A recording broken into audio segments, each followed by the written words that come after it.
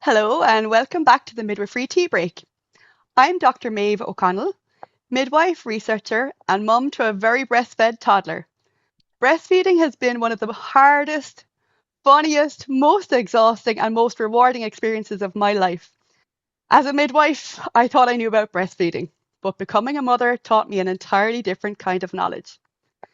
This World Breastfeeding Week, I'm delighted to be joined by someone whose work has influenced lactation professionals across the world. This is Christine Staricka.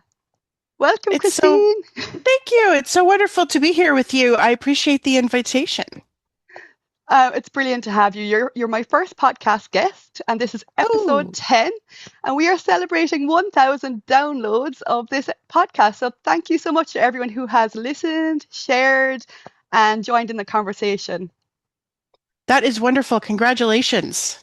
Thank you so much. So before we dive into breastfeeding, let us learn a little about you.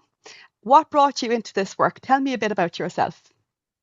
I'm a bit of the opposite of you. I had all my children before I was involved in healthcare, and I came into this work because as I was breastfeeding my second baby, I was attending a breastfeeding support group that was absolutely wonderful, and I learned about predatory formula marketing. And that is what really piqued my interest in this field because I could see all these women around me breastfeeding and the struggles that they had. And when I understood about predatory formula marketing and how that was making the journey different or more difficult for them, I was really, really frustrated. And then I had the eye-opening moment that that is actually why I didn't breastfeed my first baby for very long. Predatory formula marketing caught me too in its net. And I wish that I could say that, 30 years after that, my oldest daughter is 30, that things were better, but actually things are kind of worse, aren't they? Oh, so this brings me to what I read this week, which is your blog. You wrote a really thought provoking blog about ethics and the WHO International Code of Marketing of Breast Milk Substitutes. And that was really thought provoking for me as a healthcare professional. And many of our listeners will have heard of the code, but may not fully understand why it matters. Can you explain it in simple terms? What is the WHO code? What is it, and why was it created? Sure. It was created way back in 1981. And it was created when the World Health Organization and UNICEF realized how low breastfeeding rates had gotten, and they realized why. It was because formula companies were just everywhere using all kinds of tactics to get people to think that formula feeding would be better. And so they created this code of marketing. And the marketing code says, the WHO code says that it is not appropriate to market formula, especially in predatory ways. And it lays out some of the things that were being used at the time. And the other part of that is that it's a living document which has resolutions added to it about every 2 years by the World Health Assembly. When they see new things that are going on, they add new parts to it. And those parts most recently have added digital marketing tactics that companies are using. And these are things that are influencing people's feeding journeys, whether they realize it or not. So it's really important that those of us in healthcare work in general have this ability to spot those things and to work to stop them because they truly are making it more difficult for people to feed their babies the way that they want to. That's that's so true. And can you tell me about how has your thinking changed over the last 25 years? Have things changed? You mentioned social media marketing particularly. Yeah, and that's been a really, I mean, you could think of it as a setback, but it really just opened up a lot of doors for companies to be able to reach parents directly and also people who aren't parents yet. So the influence of the messages that they put out is tremendous. And they also use lots of tactics that are meant to capture our attention as healthcare workers. And we have to be alert to those things so that we don't we aren't unduly influenced by commercial interests because their interest is not health. Their interest is profit, whether they say it is or not. They're going to put pretty stories and influencers and people talking about how they care about you, but that's really not the bottom line. The bottom line is they need to make money, and formula companies make money when people don't breastfeed. And do you think we've become so used to commercial influence that we sometimes don't even notice it anymore? I think that's true. We don't like to admit it. It makes me feel gross when I think about how captured by commercial interests I am.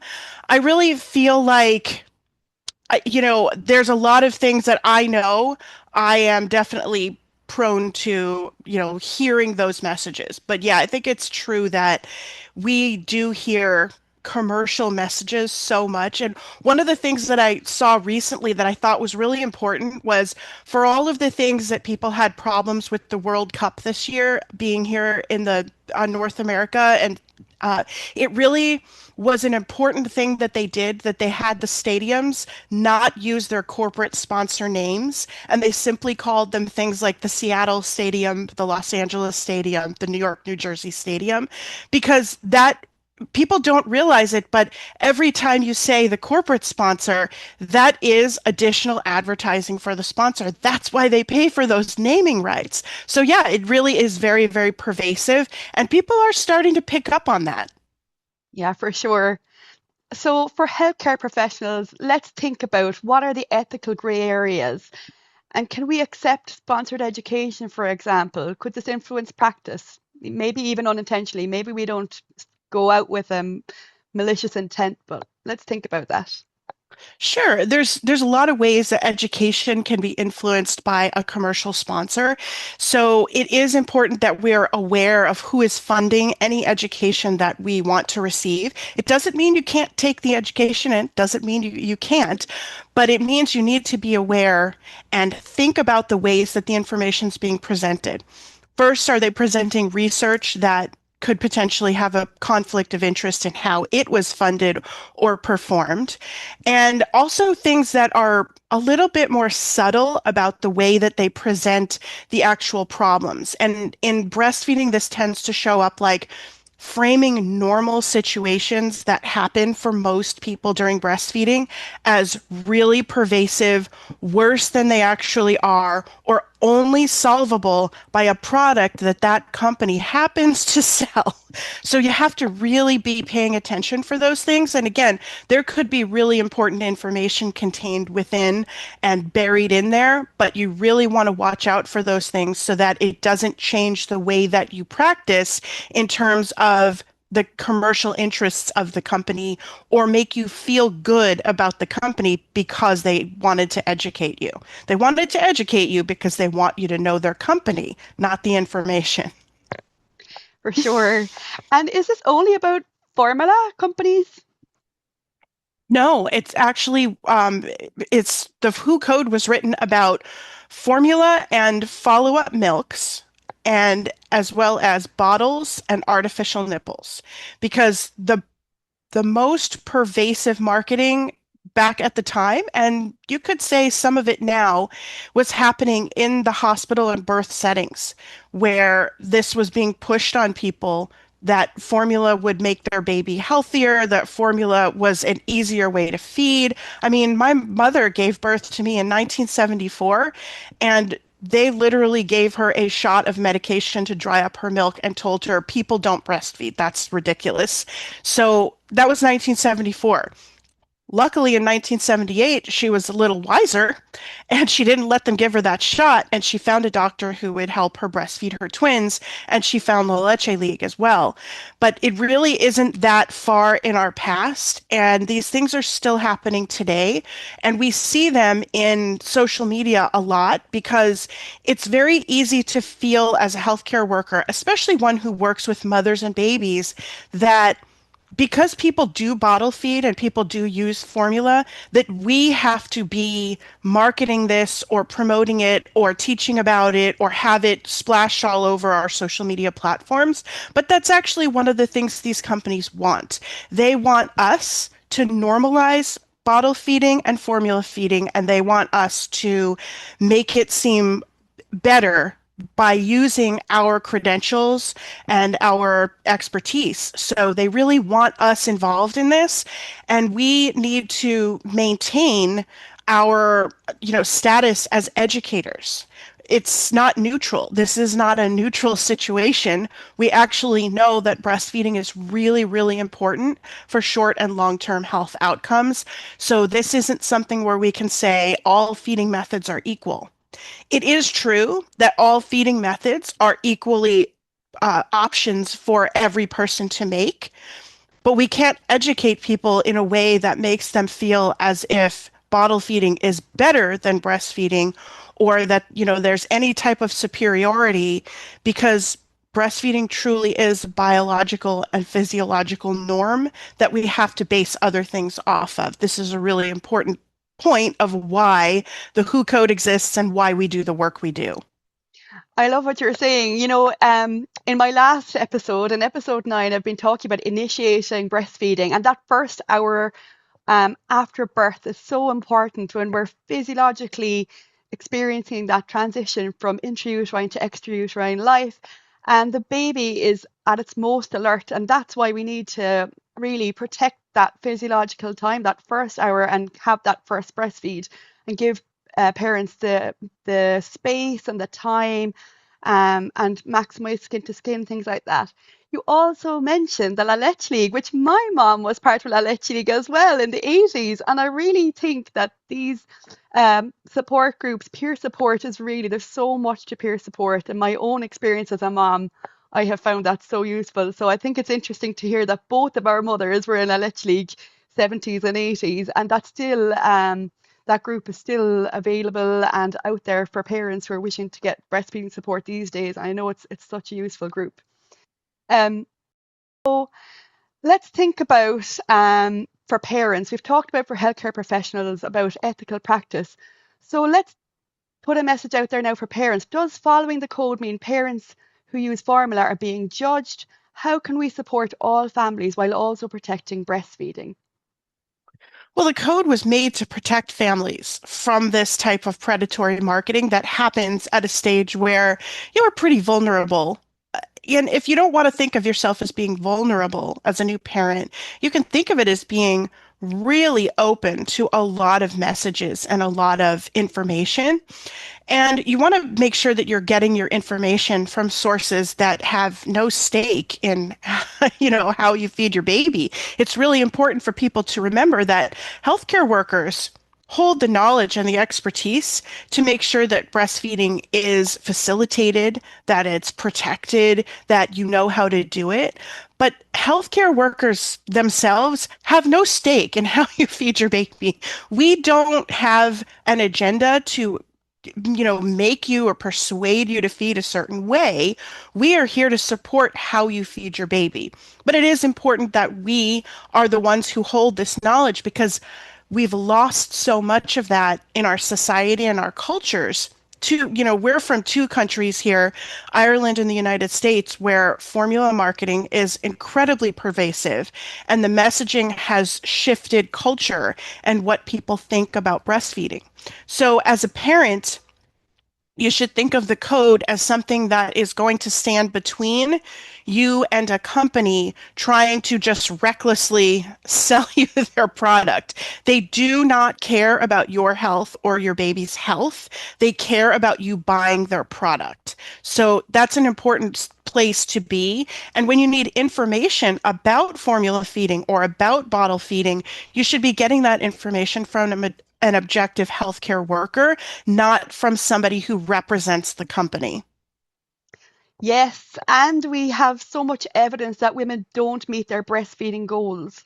That we know that evidence shows us that women set out to achieve breastfeeding and often they're let down by healthcare professionals. And I've also read a very interesting paper by Professor Amy Brown and colleagues in Swansea University this week about how parents feel guilt about the expense of formula, and their qualitative experiences have shown that they actually um, can't afford the formula. If you could change one thing about how breastfeeding support is delivered globally, what would it be? I think that parents and babies would really, really benefit from simply being supported to experience breastfeeding more frequently and in an easier, more comfortable way right from the very beginning. This is not something that has to look a certain way, like you've seen in a book or you've seen online. Breastfeeding is something that you and your baby figure out together. And the more other people around you can do and take care of for you, the more breastfeeding you can do, the more resting you can do. You're recovering from birth, however your birth happened. You need a long time to recover, and breastfeeding is made for that. It is made to keep you lying down, leaning back, resting, sitting in a chair, spending time with your baby. That's what it is ideal for. And so if we could help people to just be there and be with their baby, more breastfeeding would happen and it would feel better and more positive than trying to make it look a certain way, as I think sometimes happens. And what happens when you feel comfortable and really good about breastfeeding is that you usually end up doing it longer, but you also don't feel as negative during times where you are separated from your baby, you do have to use a breast pump or you do have to use formula or bottle feed. That doesn't feel as jarring or disruptive to you because you already know that you've established a good breastfeeding relationship with your baby and that, getting bottles during the day while you're at work or school isn't going to disrupt your breastfeeding relationship. It's still there. You're still going to do it at night. You're still going to do it on the weekend. And I think if people understood that, it would really help them feel more confident about getting through the bumps that happen at the beginning. Yeah, that's so useful, really useful takeaways there for parents. And it's bringing us back to the topic of this week's podcast, which is why is breastfeeding so difficult and how can we make it easier? What do mothers actually need? That's such a great question. And the theme this year of World Breastfeeding Week is strengthen what works. I mean, we know what works, and we've known for so long. We need information. We need people around us who believe in us, who are willing to do the other things that have to happen around us, like making us food, you know, making sure that the dog gets taken out while you're feeding, like all those little things. That's what people need. They need the support of the people around them. And whether they're partnered up or they're by themselves, mothering a new baby, whether they have other children or this is their first, there are people in your life who could make it easier for you. And we have a lot of conveniences in at least in the developed world, a lot of conveniences that make certain things easier. You don't have to drag yourself out to the store to buy diapers if you run out in the middle of the night, because it's very likely there's a service that can deliver that for you at no extra cost, really. So there's just a lot of conveniences we could be taking advantage of, but there's so much more humanity that could be happening that would support people, again, for the recovery from birth that they need and the time that they need to breastfeed. It's breastfeeding is about time. And in a world that's very rushed and people feel this push to be so-called productive, breastfeeding is the antithesis of this. And recovery from birth is the antithesis. So it just needs to, be more widely known. People need to hear that this takes time and this is valuable time, time you will never regret, and time that will be good for both of you in the long run.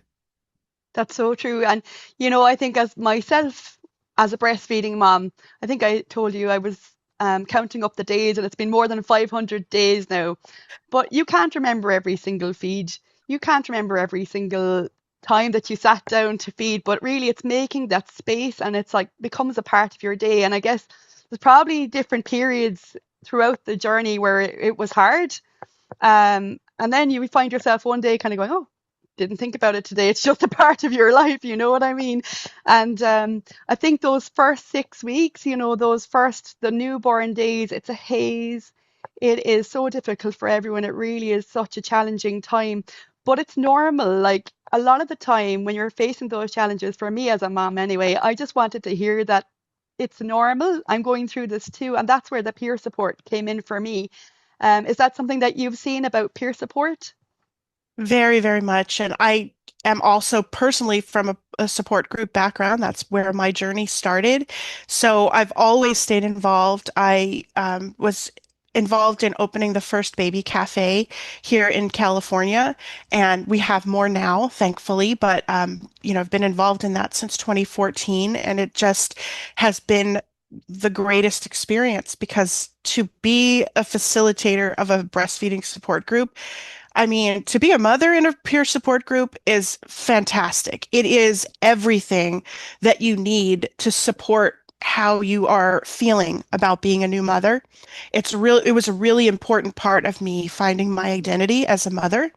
And then to get to be the facilitator of one of these groups is just, it's a huge honor. And it's so incredible to watch people form friendships, to watch them, at the first interaction where someone says, "Oh, I have that same stroller. You know what you have to do with that one? You have to fold it this way, right?" Because that's the trust building, that's the rapport, that's the relationship. So that later, when that person also says, something that really works for me is if I don't sit up when I'm breastfeeding at night, I have to just keep laying down. Otherwise, I wake up too much. Like people will say things as they're building these relationships that are just not the things that as a healthcare professional you're thinking to say. And so I've been so lucky in my career because I've been able to take back and forth between clinical settings and outpatient community, support groups, all of those practical things and all of those clinical things just back and forth. That continuity has been really important for me to continue understanding what people need in both of those settings and be able to talk to people, on each of those settings as somebody who truly understands what people are looking for. And I realize that I'm now aged past, well past the generation of people who are having babies, but I do stay engaged in that by being part of a peer support group and understanding the questions they're asking, the pressures they're facing, the different ways that people are seeing breastfeeding, formula feeding, pumping. Pumping is a huge part of breastfeeding here in the United States. That's been a tremendous shift for us here, and it's an important thing for us to understand, and it's a whole culture itself. So we have to be on our toes as maternal child health professionals, really paying attention to what people are experiencing as they're learning during pregnancy and then as they're experiencing it during postpartum. You're an amazing person, Christine. I could talk to you Oh, all day about breastfeeding, and honestly, I really would love to. But we're moving on in time there now, so I have to move on to the next section. And the next section is going to be about myth busting.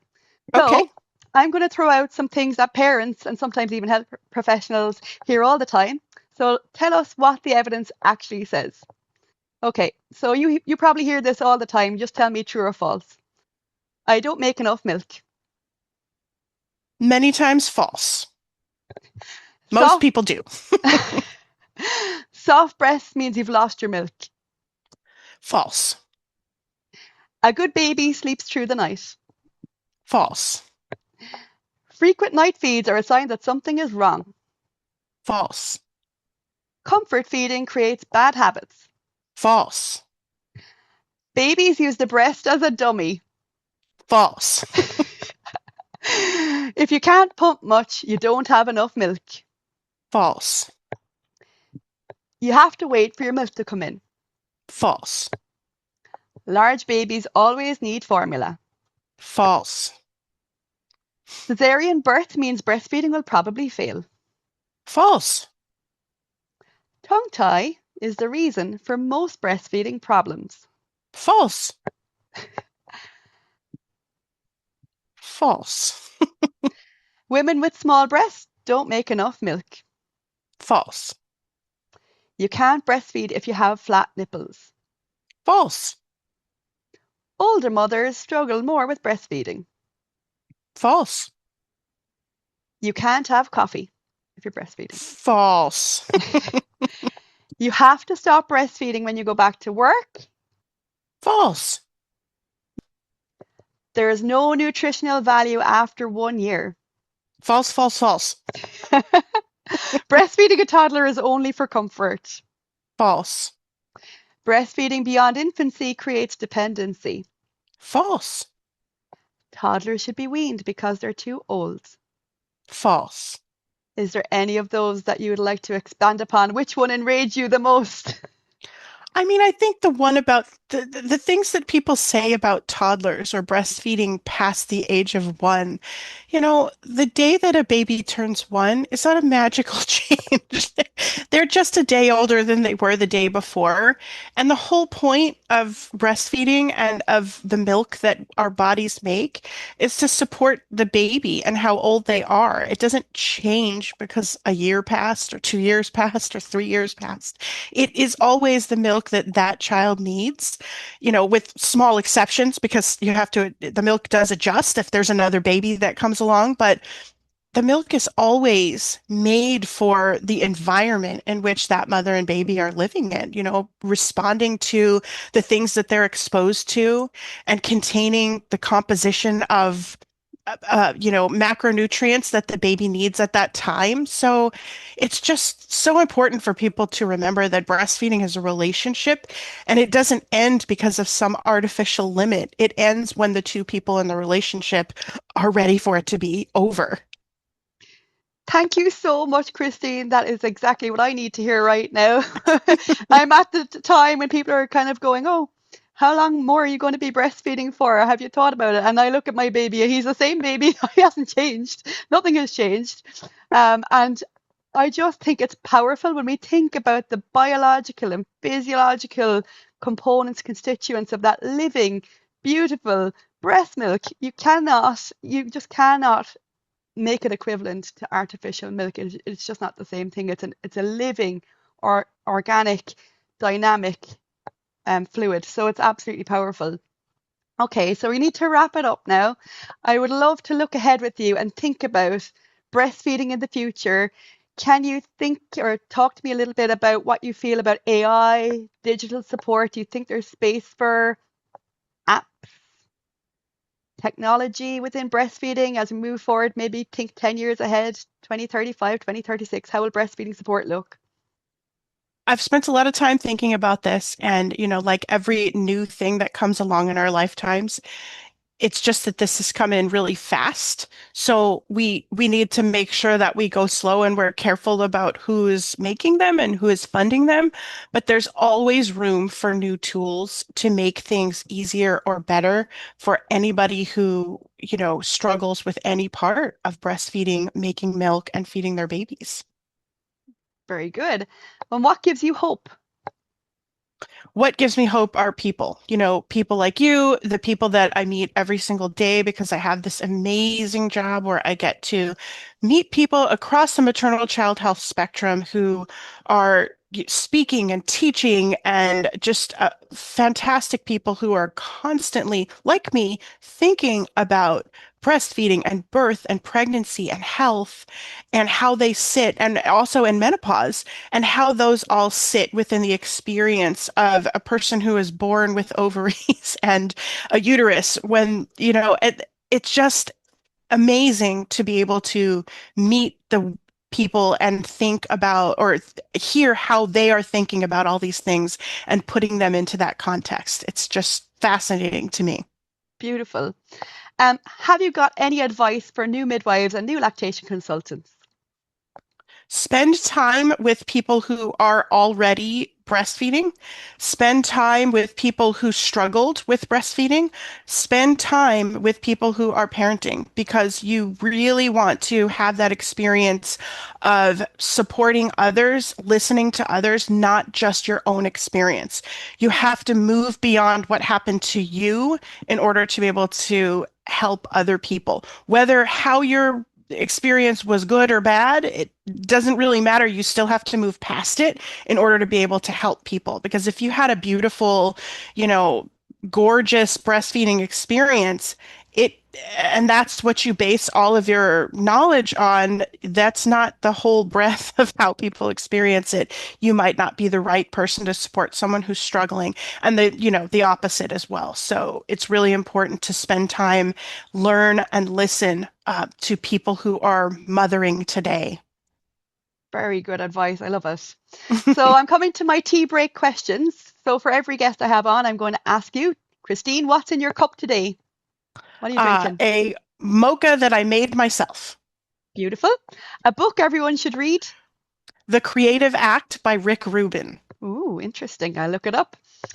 One paper that changed your practice? I would have to say the most recent paper by Diane D. Tomaso and her team, who were looking at pumping in the United States mostly, and the information that we have, what is still missing from it. It was really eye-opening in terms of seeing how much we tell people about pumping that isn't actually evidence-based. It's more practice-based, and the outcomes of pumping it's kind of deceiving the way that we think about it. We think it extends breastfeeding, but that's not always the case. So it's pretty eye-opening paper. Brilliant. I'll link it in the show notes after. What's one thing you wish every new parent knew? I just think that if you really think about how much your child needs to be with you, needs to be held by you, and needs to spend time with you, you will experience parenthood in a totally different way than if you look at them as something that you have to take care of or some sort of an obligation. That's beautiful. Christine, what's bringing you joy outside work?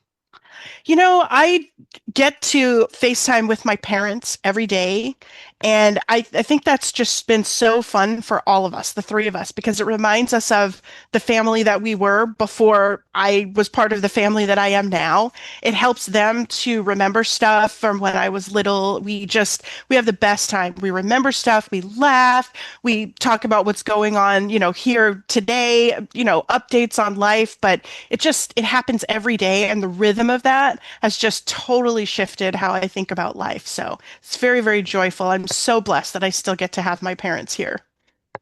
So, Christine, if listeners remember only one thing from today's conversation, what would you like it to be? Be with your baby.